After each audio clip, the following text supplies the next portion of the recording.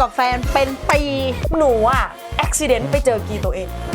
มันหน้าตาอย่างนี้หรอมันเหมือนเอเลี่ยนเลยอะเอาจริงๆนะเพราะเขาถามว่าใครจะไปปักตะไคร้อะถ้าเกิดหนูยกมือเนี่ยสึนามิเข้าไทยมันเหมือนของฉันก็พายุโหมกระหน่ำค่ะ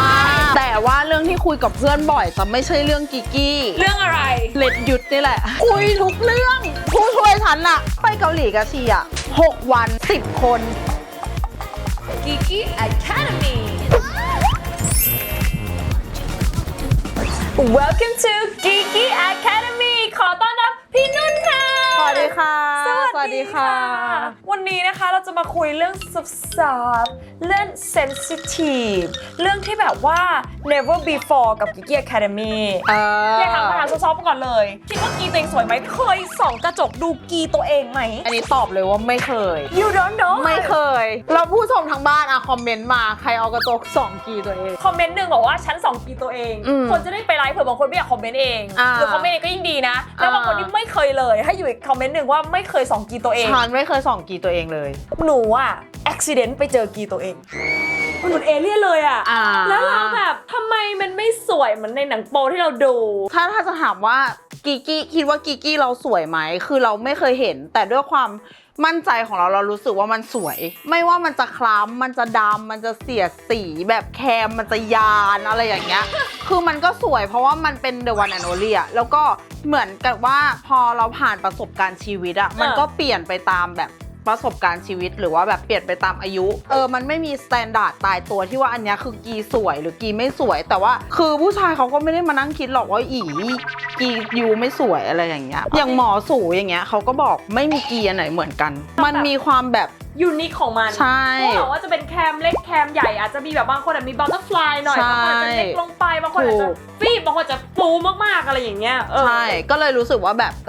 ไม่ว่ามันจะสวยไม่สวยอะเรามั่นใจเรารู้สึกว่ามันสวยได้ตั้งแต่แบบเป็นเด็กเนี่ยมีความรู้ด้านเซ็กส์มากน้อยแค่ไหนหรือแบบว่าได้เรียนโรงเรียนเขาบอกอะไรเกี่ยวกับกีไหมเรารู้อะไรเรื่องกีตอนเอาจริงๆมีให้เรียนสุขศึกษาคือเหมือนทั่วไปเลยอะหมายถึงแบบม.ต้นอะไรเงี้ยเขาก็จะมียี่ห้อผ้าอนามัยโปรโมทที่โรงเรียนแล้วก็จะมีสอนเรื่องแบบการเป็นประจำเดือนอะไรอย่างเงี้ยเราก็ตื่นเต้นมากอยากเป็นประจำเดือนงงมากอยากรู้ว่ามันเป็นยังไงแล้วพอครั้งแรกก็เลือดไหลออกมาแล้วไม่ปวดอะไรเลยก็เลยรู้สึกว่าเอ้าก็ไม่เห็นมีอะไรนี่แค่มีเลือดไหลออกมาอะไรอย่างเงี้ยพี่มาตอนอายุกี่ขวบก่อนประมาณ14ใช่พี่มา11อะคิดดูเราห่างกัน3 ปีอะคิดดูเพื่อนมาก่อนเป็นปีอะมันนอยอะแล้วเขายืมผ้าอนามัยกันอะเขาแบบแล้วเราไม่มีเราไม่รู้เรื่องอะก็รู้สึกเริ่มรำคาญเหมือนมันต้องมาทุกเดือนมันชอบมาตอนสงกรานต์มันชอบมาตอนไปต่างประเทศอะไรอย่างเงี้ยอยากแต่งตัวโป๊ะอยากมีประจำเดือนตอนนี้คือเริ่มรู้แล้วแหละใช่เริ่มรำคาญแบบมันเป็นปัญหาอย่างหนึ่งของชีวิตในการใช้ชีวิตอะอยากรู้เฟิร์สไทม์ของยูเป็นยังไงไม่เหมือนที่จินตนาการไม่ได้โรแมนติกแบบขนาดนั้นแค่รู้สึกว่าแบบทำไมมันเจ็บจังวะแค่นั้นเลยใช่เหมือนกันนะจริงๆใช่แอบคิดว่ามันจะมันมากใช่พอไปดูแบบหนังฝรั่งตอนนั้นที่แบบโอ้ยเอาเมามันแล้วฉันจะเป็นแบบนั้นคิดว่าฉันเนี่ยจะแบบว่าร้องแบบนี้ใช่เซ็กซี่มากสุดเลยผู้ชายจะโอ้ my god พอไปแล้วพอมันเจ็บที่รู้สึกแบบเมื่อไหร่มันจะเสร็จวะจริงเซ็กส์แบบไหนที่พี่ชอบล่ะชอบอินดอร์แต่ชอบแบบเล่าร้อนชอบแบบเล่าโลมแต่สำคัญมากเลยนะชอบแบบว่ามีหลายคนผู้ชายหลายคนที่ละเลย for play คิดว่าอุ้ยฉันเนี่ยของฉันนี่มันดีฉันไปตรงนั้นการที่ทำให้เครื่องติดอ่ะเราจะยิ่งรู้สึกแบบไปด้วยเราจะยิ่งแบบว้าวอ่ะแล้วความเก่งอ่ะมันไม่ใช่ตรงจูนะมันคือนิ้วก็นับปากก็นับการจูบกันก็นับการมองตาทุกอย่างเลือกเพลงเก่งก็นับนะคะเอาละเพลงลิสต์ของพี่คืออะไรพี่ฟังเพลงแบบไหนตอนมีเซ็กชอบแบบ bedtime R&B อย่าบอกนะว่าเราฟังเพลงเซ็กเดียวกันแล้วมันจะเอาตามจังหวะไหมถูกนี่แหละงั้นหนูถามของการดูแลกิกกี้ได้ไหมว่าแบบตอนช่วงที่เราจะแบบไปออกรบออกศึกเนี่ยเราจะมีการดูแลกิกกี้เป็นพิเศษยังไงบ้างคือหมอจะแนะนำให้ใช้น้ำเปล่าแต่เราอะรู้สึกว่าแบบบางทีเวลาเป็นประจำเดือนอะไรเงี้ยมันรู้สึกแบบไม่สะอาดไม่ครบเวอร์เป็นคนชอบถูสบู่ทุกตรงเราก็จะแบบใช้สบู่สำหรับจุดซ่อนเลนที่เขาแบบมีค่า pH สำหรับแบบตรงนั้นพอดีอะไรอย่างเงี้ยอ่อนโยนต่อน้องสาวใช่ค่ะ ผู้หญิงอย่างเราอาจจะเคยเจอปัญหาน้องสาวมีกลิ่นแล้วรู้ไหมคะว่าเกิดจากอะไรคนใกล้ตัวก็เคยมีปัญหาเรื่องกลิ่นของน้องสาวจนต้องไปหาข้อมูลมาบ้างว่าทำไมน้องสาวถึงมีกลิ่นแล้วก็ได้คำตอบมาว่าหนึ่งในสาเหตุของน้องสาวที่มีกลิ่นเกิดจากความไม่สมดุลของค่าความเป็นกรดด่างของช่องคลอดจึงทำให้เกิดภาวะช่องคลอดอักเสบจากแบคทีเรียจะมีกลิ่นเหม็นคาวปากมีตกขาวเป็นสีใสหรือสีออกเทาโดยปกติแล้วการที่น้องสาวเกิดภาวะช่องคลอดอักเสบจากแบคทีเรียมีวิธีรักษาโดยการกินยาและใช้ยาสำหรับช่องคลอดซึ่งจะช่วยบรรเทาอาการของภาวะช่องคลอดอักเสบจากเชื้อแบคทีเรีย Canes Balance เจลสำหรับช่องคลอดอักเสบจากแบคทีเรียที่สามารถช่วยบรรเทาอาการของภาวะช่องคลอดอักเสบที่เกิดจากแบคทีเรียได้ด้วยนะคะโดยการฟื้นฟูสมดุลค่าความเป็นกรดด่าง pH ลดกลิ่นไม่พึงประสงค์บรรเทาอาการตกขาวที่ผิดปกติและเสริมสร้างแบคทีเรียดีซึ่งคือ Lactobacillus ให้กลับสู่สภาวะธรรมชาติวิธีใช้ก็ง่ายมากเลยนะคะแค่เราบิดแผ่นปิดปลายหลอดนอนราบแล้วค่อยๆสอดคอของหลอด Canes Balance เข้าไปในช่องคลอดจนสุดแล้วค่อยบีบหลอดเพื่อดันผลิตภัณฑ์ออกมาบีบจนเจลหมดหลอดแล้วก็ทิ้งไปแนะนำให้ใช้ Canes Balance ก่อนเข้านอนเนื่องจากการนอนราบจะช่วยให้เจลติดอยู่ภายในช่องคลอดได้ดีขึ้นเจลอาจจะไหลย้อนออกมาได้บ้างอาจจะใส่แผ่นอนามัยไว้ก็ได้ค่ะและที่สำคัญแนะนำให้ใช้ต่อเนื่อง7วันวันละ1หลอดนะคะและถ้ามีอาการผิดปกติเช่นตกขาวมีกลิ่นเหม็นหรือเป็นหนองคันบริเวณช่องคลอดควรมาพบแพทย์ไม่ควรซื้อผลิตภัณฑ์มาใช้เองอยากจะแนะนำให้สาวๆนะคะหันมาใส่ใจดูแลน้องสาวของเรากันให้ดีนะคะก็คือเหมือนกับว่าเราอะพอจะมีความรู้บ้างในเรื่องของแบบสีของตกขาวอะสามารถบอกโลกเราได้เพราะว่ามันมีช่วงหนึ่งตอนเด็กๆไปเข้าห้องน้ำสาธารณะฉี่ลงไปแล้วแบบน้ำในชักโครกมันกระเด็นขึ้นมาติดเชื้อเราก็ไปหาหมอเพราะว่าตอนนั้นตกขาวเป็นสีขาวขุ่นแบบข้นๆเลยอะแล้วก็ไปหาหมอเหมือนหมอก็อธิบายมาว่าอันเนี้ยคือแบบติดเชื้อนะแล้วคือตอนแรกตกใจมากเพราะว่ายังไม่เคยมีเพศสัมพันธ์มันต้องดูจริงๆว่าของเราสีมันใช่ป่าววะคือถ้าเกิดสีมันไม่แบบเป็นสีใสๆสีขุ่นนิดนึงอะพอได้แต่ถ้าเกิดเป็นโมเมนต์ที่แบบว่าเริ่มขุ่นเป็นเทาแล้วเป็นเขียวเป็นสีเหลืองเนี้ยอันเนี้ยคือกีเราก็เราบอกว่าไม่ไหวนะแล้วตอนที่ไปหาหมออะตอนนั้นคือขาวขุ่นนะพอบอกหมอว่าขาวขุ่นอะปกติแต่นี่บอกหมอว่าเหมือนกาวลาเท็กซ์มันจะแบบขาวขุ่นแต่ว่าเหนียวใช่หมอบอกว่าไม่ปกติก็จริงอันนี้คือ BV นะแล้วอีกอย่างหนึ่งเนี่ยที่พี่พูดมาด้วยฉันรู้ว่าโคตรน่าสนใจเลยคือคนชอบคิดว่าเธอน่ะไปติดเชื้อแบคทีเรียเพราะมีเพศสัมพันธ์เยอะแต่จริงๆแล้วเขาบอกว่าไม่เคยมีเพศสัมพันธ์ก็ติดเชื้อโรคได้ตรงนั้นติดได้ใช่เพราะฉะนั้นเนี่ยมันไม่ได้เป็นเรื่องที่โอ้โหคนนี้ต้องไปทำอะไรแล้วไม่ต้องควรจะบูลลี่กันหรือเชมกันจริงมีเป็นปัญหาอะไรไปพบแพทย์จะได้แก้จะได้รักษามันคือปัญหาสุขภาพอย่างหนึ่งเหมือนการติดหวัดอะวัยเราแล้วอะใครก็มีเพศสัมพันธ์นึกออกปะจะไปหาคนที่ยังปักตะไคร้ได้อยู่คือมันยากมากๆในแบบเรนจ์ของเราอะเอาจริงๆนะเพราะเขาถามว่าใครจะไปปักตะไคร้อะถ้าเกิดหนูยกมือเนี่ยสึนามิเข้าไทยมันของฉันก็พายุโหมกระหน่ำค่ะพายุครั้งใหญ่ของไทยการมีเซ็กซ์นี่มันเป็นเรื่องปกติแต่เราควรจะดูแลสุขภาพกีกี้ใช่หมอบอกว่าการที่เราอะเช็ดอวัยวะเพศของเราหลังจากที่เข้าห้องน้ำเสร็จอะบางทีเราเช็ดจากข้างหลังมาด้านหน้าก็ทำให้ติดเชื้อได้หรือว่าการเข้าห้องน้ำสาธารณะการเข้าห้องน้ำในผับก็ทำให้ติดเชื้อได้ถ้าเกิดเข้าห้องน้ำสาธารณะก็ make sure มันมี wipe ใช่หรือบางทีที่ฉันเน้น squat เลยนะใช่ตอนโตมาสควอตเลยอันนั้นจริงๆแล้วบางทีถ้าเกิดเราเลี่ยงได้แต่ในโกเคสที่เราเลี่ยงไม่ได้ถ้าเกิดยูไม่ฉี่สควอตจะบอกเลยนะไม่ฉี่ก็มีปัญหาเพราะหลายคนบอกอุ๊ยงั้นฉันอดดีกว่าใช่ฉี่อะเป็นปัญหาท่อทางเดินปัสสาวะติดเชื้อได้นะจริงฉี่คือต้องฉี่เพราะฉะนั้นการมีตกขาวก็มีทั้งดีและไม่ดีก็คือแบบบางคนอาจจะรำคาญหงุดหงิดแต่ว่าคิดในทางกลับกันก็คือมันอาจจะเป็นสิ่งที่สามารถบอกสุขภาพภายในของเราได้ exactly คือถามก่อนว่าตอนที่พี่เป็นแบบ BV หรือแบคทีเรียที่ตรงกีกี้ของเราอะพี่รักษายังไงเผื่อบางคนเขารู้สึกว่าอุ้ยต้องรักษาเป็นเดือนไหมหรือเป็นยังไงบอกหน่อยจริงๆก็คือทานยาตามที่หมอสั่งแล้วก็ทำความสะอาดด้วยน้ำเปล่านี่แหละแล้วก็เช็ดให้สะอาดก็คือไม่ให้เปียกชื้นที่กางเกงในการปล่อยให้กีกี้น้องของเราอับชื้นมันไม่ได้ส่งผลแค่ในเรื่องของเสี่ยงต่อโรคมันมีทั้งเรื่องของกลิ่นด้วยแล้วก็สุขอนามัยเวลาที่เราไปไหนมันเวลาเปียกชื้นมันไม่คล่องตัวแล้วบางทีมันคิดไปด้วยว่าเหนียวไปอย่างนี้สักพักเดี๋ยวมีกลิ่นแล้วเราคิดไปแล้วว่ามันจะมีกลิ่นเราก็ไม่เซลฟ์แล้วใช่แล้วการใช้ชีวิตประจำวันของเรามันจะไม่มั่นใจมันจะแบบไม่คล่องตัวไม่สะดวกอะไรอย่างเงี้ยกีกี้แฟต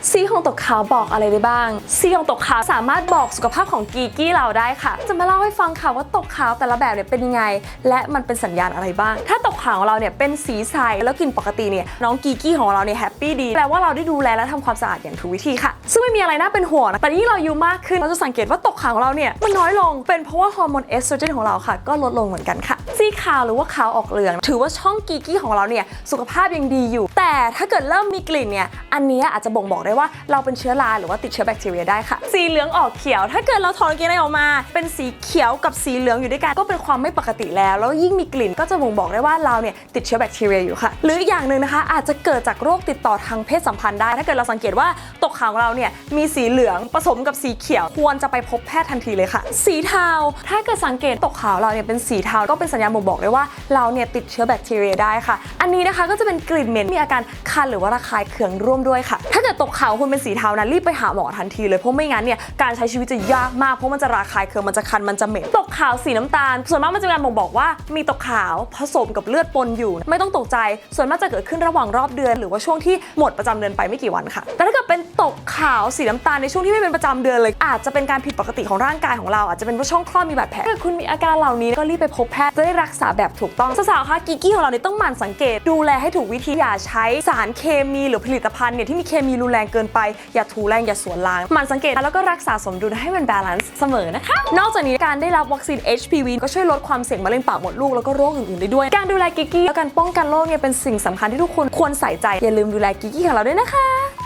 ะพี่ว่ามันเป็นทริคอะไรเลือกคู่ยังไงให้เราอยู่กับคนให้นานๆเป็นธรรมชาติถ้าสมมติว่าเราเจอใครที่แบบหล่อมากๆสูงมากๆแบบดังไปเลยแล้วเราคุยแล้วเรารู้สึกว่าเราไม่สามารถเป็นธรรมชาติได้อะอันนั้นน่าจะไม่รอดสำหรับเรานะเราก็เลยจะคบคนที่อยู่ด้วยแล้วรู้สึกดีแต่เราไม่อึดอัดใช่แล้วบางทีสมมุติว่าเราอยู่กับเขาแล้วเรารู้สึกว่าเขาสูงมากๆเขาเห็นว่าเราไม่เป็นธรรมชาติเขาก็อึดอัดมันสร้างความอึดอัดให้สองฝ่ายเพราะ energy บางทีมันรู้สึกกันได้ใช่แล้วก็อีกอย่างหนึ่งคือคุยกันเลยมีอะไรคุยไม่ได้ฉันรู้สึกว่าเธอแบบเล็ดยุดบ่อยไปพี่เป็นคนคุยเรื่องสิกับแฟนเลยใช่ไหมใช่ไม่เก็บเลยสักเรื่องคือมีอะไรคุยแบบเปิดอกคุยแล้วก็คือมันจะทำให้ความสัมพันธ์แบบ long relationship อยู่รอดสำหรับเราพวกเราทำไงหลายคนก็รู้สึกว่าเฮ้ยอยากจะคุยแต่บางทีมันยากสเต็ปแรกพี่ในการคุยกับแฟนในการเริ่ม conversation นี้สำหรับคนที่เขาไม่เคยคุยมาก่อนรู้สึกว่าโอ้โหกว่าจะคุยทีแบบนั่งนอนคิดเป็นวันอาจจะไม่ใช่แค่ผู้หญิงนะผู้ชายบางทีอยากจะบอกเมียว่าความต้องการของฉันมันเป็นแบบนี้ฉันอยากให้เธอลองทำแบบนี้หรืออยากจะลองใหม่ๆเธอโอเคไหมอะไรเงี้ย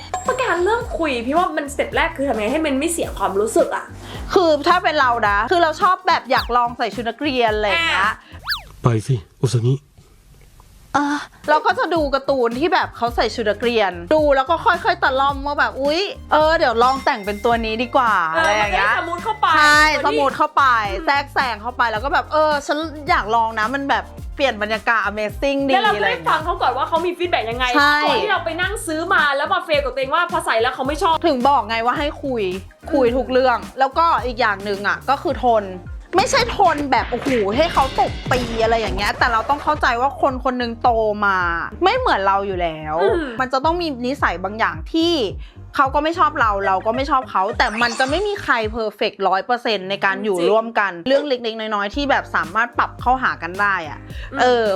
ควรจะทำคุยกันหรือว่ายอมรับกันละกันให้ได้คือเรื่องจริงของชีวิตว่ามันไม่มีใครเพอร์เฟกต์แล้วเราก็ไม่เพอร์เฟกต์เขาอาจจะมีเรื่องคอมเมนต์เราได้เยอะเหมือนกันจริงต้องมาเจอกันว่าอะไรที่เรารับได้แล้วบอกให้เปลี่ยนก็ค่อยๆปรับกันไปดูกันไปเรื่องแบบนี้พี่เคยคุยกับเพื่อนปะแบบเรื่องกีเคยแบบปรึกษาไม่เคยเลยแต่ว่าเรื่องที่คุยกับเพื่อนบ่อยจะไม่ใช่เรื่องกีกี้เรื่องอะไรเล็ดยุดนี่แหละเขาคุยเรื่องอะไรกันมาแบ่งปันให้ฟังได้ใช่ไหมคุยทุกเรื่องผู้ช่วยฉันไปเกาหลีกับชี6 วัน 10 คนมีถ่ายงานตอน 9 โมงเช้าตี 2แม่เดี๋ยวมานะเดี๋ยวรีบมากลับมา6 โมงแล้วบอกว่าเขาไม่มาส่งแม่แต่เขาไม่มาส่งกูไม่มามึงไม่ตื่นมาช่วยกูถ่ายพอมันเป็นบ้างานเคยมีไหมที่เรารู้สึกว่าความต้องการทางเพศเรามันลดลงเพราะเราไปโฟกัสอย่างนี้ใช่ค่ะจริงเหรอจริงเคยไม่มีอะไรกับแฟนเป็นปี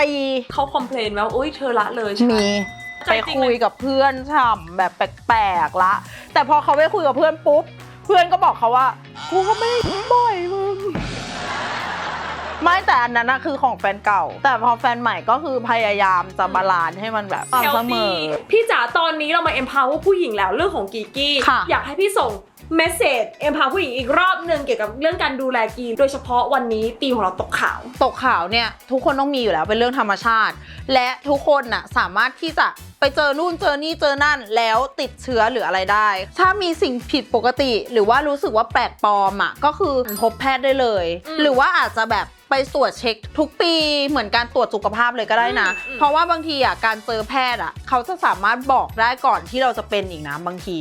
ใช่เลยเพราะว่าการที่เราไปตรวจเรารู้ว่าเราเป็นอะไรเนี่ยเรายิ่งรักษาเร็วจะได้ ใช่ ไม่มีแบบว่าผลเสียระยะยาว ใช่ คือบางอย่างเนี่ยแค่กินยาใส่ยาเหน็บช่องคลอดอะไรอย่างเงี้ยมันอาจจะแบบภายในแบบอาทิตย์หนึ่งก็หายแล้วหายขาดด้วยนะ เพราะฉะนั้นเนี่ยเรื่องอย่างเงี้ยที่จริงอ่ะรู้เร็วนะคะ ก็จะดีจะได้รักษา ใช่ ค่ะก็ให้ดูแลกีกี้กันด้วยนะ ใช่ พี่นุ่นจ๋าก่อนไปละช่วยฝากช่องทางติดตามมีอะไรอัปเดตกันหน่อย ทุกช่องทางเลยค่ะ NOBLUK ไม่ว่าจะเป็น TikTok Facebook YouTube IG ก็ฝากไปติดตามด้วยนะคะ ค่ะ สาวๆคนไหนนะคะ ชอบ EP นี้กดไลค์แรงๆเลยกดไลค์คอมเมนต์ด้วยนะว่ามีเรื่องอะไรมาแชร์กับตกขาวเป็นยังไง ใครชอบอะไรนะคะก็สามารถคอมเมนต์มาได้นะคะ แบบสุภาพเนาะก็ฝาก subscribe ด้วยนะคะ เป็นกำลังใจให้ช่องเราแล้วก็ฝากไปติดตามพี่นุ่นด้วยนะคะ ขอบคุณค่ะ ขอบคุณค่ะ ค่ะ พี่รู้ไหมว่าหนูมีเรื่องจะสารภาพ ว้าว ก่อนที่หนูเคยเจอพี่อะหนูเรียกพี่ว่านูบลัก มันแล้วแต่ด้วยแหละว่าแบบใครจะอ่านยังไง จริง ๆ แล้วอ่ะจะเขียนว่า NOP ใช่ปะ LUCK แต่มันมีคนใช้ไปแล้ว อ๋ออย่างนี้นี่เองเพราะว่าพี่นูบลักอย่างเงี้ยเพราะฉันรู้สึกตั้งแต่แบบว่าคือตอนที่แบบแต่งหน้าเลยก็ตั้งแต่ตอนแบบหลายปีที่แล้วเลยอะนูบลักโอเค เลยนะแบบพี่นก นพรัตน์เหรอ นกลุกนบลุก นบลุก นบลุกพี่บุ๊กขอถ่ายรูปด้วยหน่อยค่ะชื่อคิดว่าชื่อโนบลุก อื้อหือ พี่บลุกขอถ่ายรูปด้วยหน่อยค่ะใครวะถ่ายกับใครวะอ๋อกูโนบุก